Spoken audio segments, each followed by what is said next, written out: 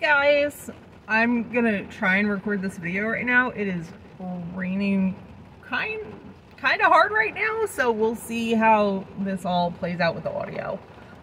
This is Gordo. This is my puppy. This is my rescue dog.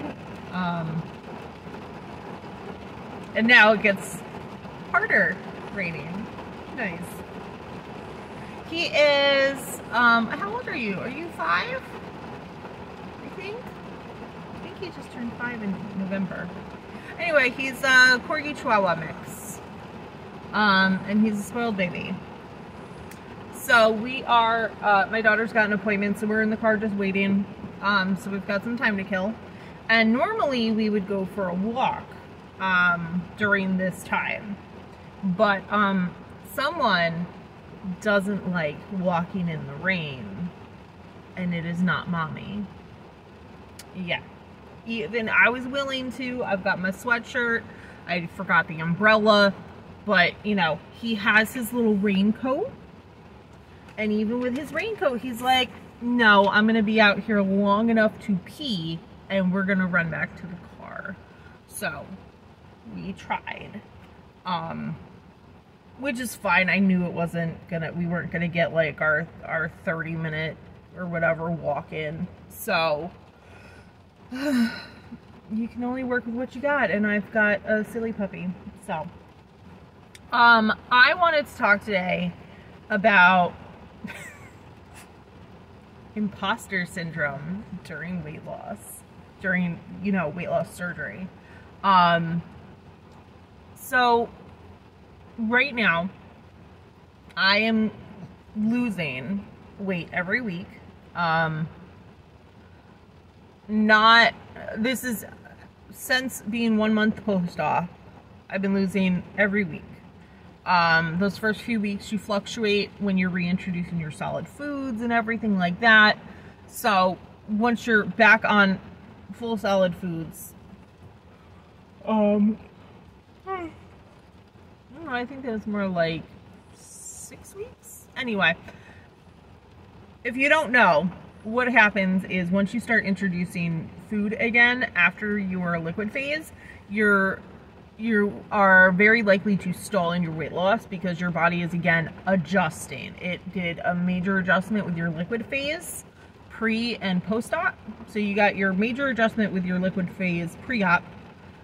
You've got an adjustment phase because of the whole fucking major surgery while still continuing your liquids. And then it's like, oh, you're going to start giving me like something with like volume and substance, like something solid. Oh, okay. So, you know, this is a well-known thing in the weight loss surgery community, the infamous 3-week stall, yada, yada, yada. So, it's all part of the healing phase. And right now I am 2 months post-op. And I am still in for someone called it the honeymoon phase, where it really doesn't matter what you're doing. You're going to lose weight. No matter what you're eating, you're going to lose weight. Obviously, what you eat and exercise and stuff is going to vary, but you're still always going to be losing weight.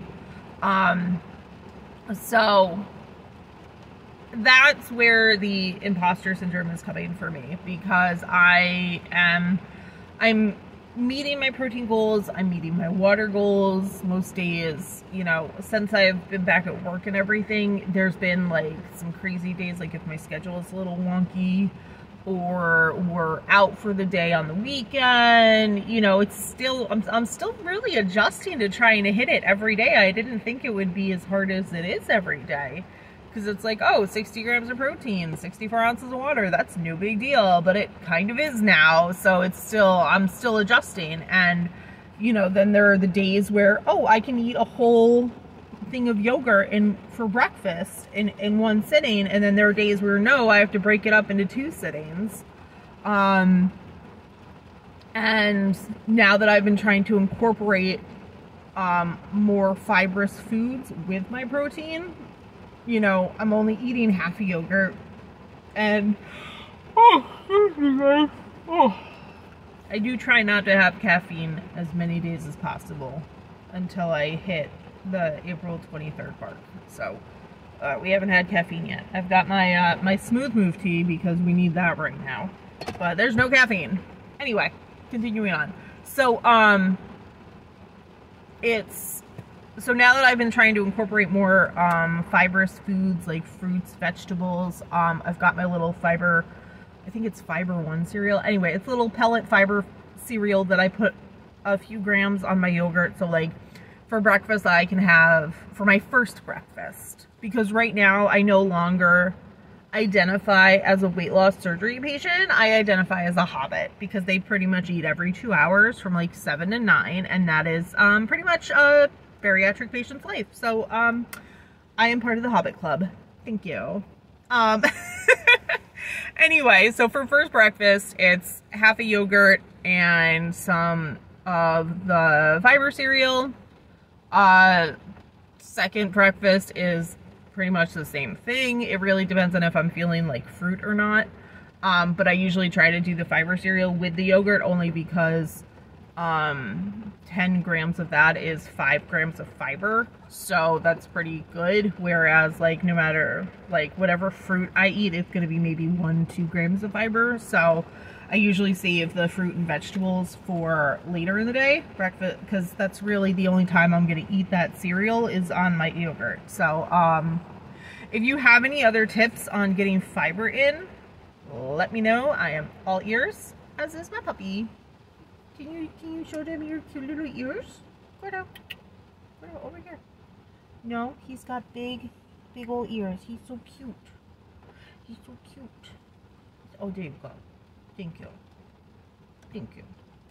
Anyway, so because your weight will just come off the first few months, or however long this honeymoon period is, I really don't know. It really feels like I'm an imposter. Like legit, I'm an imposter. I'm literally like, I can sit here and be like, I'm not doing anything to lose weight because I'm just eating, and I'm eating until I'm full. And well, yes, I'm only eating like maybe 700 calories a day if I'm lucky. You know, it doesn't feel that difficult because my stomach's not that big anymore.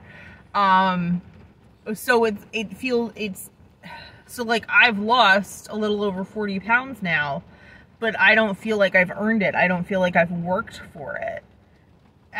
Even though like logically I know, like, Maria, you went through this horrific 2-week pre-op liquid diet that fucking sucked balls. And then, you know, now you're listening to your body, you're following very minimal nutrition goals of protein, water, fiber kind of stuff. But because you get hungry or you get full so quickly and you're eating what you're supposed to, but you also don't feel deprived because you can't eat a lot, it feels very easy and very, just like, I know this is triggering. It feels like the easy way out, even though I know it's not. Like, logically, I know it's not.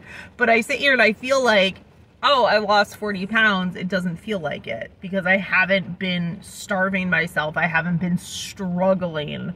I haven't been thinking about calories and food 24/7. And so it's, I mean, I know, we all know this is not the easy way out.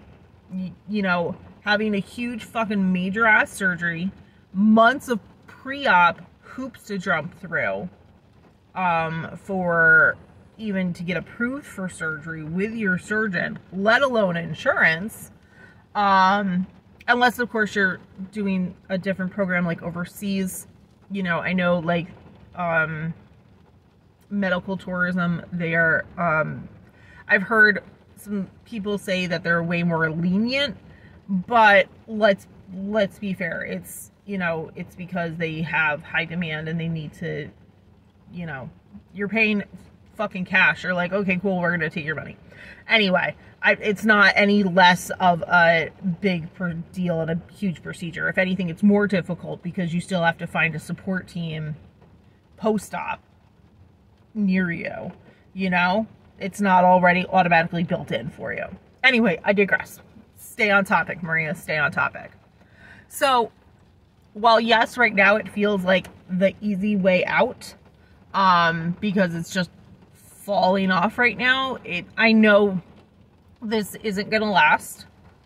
I know I have to stay on my nutrition. I have to increase my working out, you know, in all regards, like my movement, my strength training, yada, yada, yada. So, I know it's not that, but right now it feels like I'm a big fucking liar. You know, like, oh, losing weight is so hard. And it, like, right now it's not. And it's just, it's such a mental mind fuck. That's really what it is. It's a mental mind fuck. I would say worse than the head hunger. This is worse than head hunger. So, yeah. Yeah, I mean, there's no real cure for imposter syndrome in this scenario that I know of, because it's part of the process. You know, at some point the honeymoon period is over and it's not going to be easy peasy lemon squeezy, you know, and that's when those habits that you formed during the honeymoon period are going to be super important, because you've established those habits. So now you just continue on, so that while you may not be losing like 5 pounds a week, you know, you're still going to be losing weight. So yeah, it's just, it's really just such a mind fuck. So yeah. Okay. So let me know, have you felt this imposter syndrome before? Like, did you find anything that helped? How long did it last? Like, how long was your honeymoon period? Like, I have no idea. I haven't reached out to anyone about this, so I don't know yet, but I'm reaching out here first. Like, imposter syndrome, honeymoon period. Let's talk about it in the comments, because your girl has questions. I want to talk this through. So, yeah, that is all for us right now. I will at least see you guys in the next video. Bye.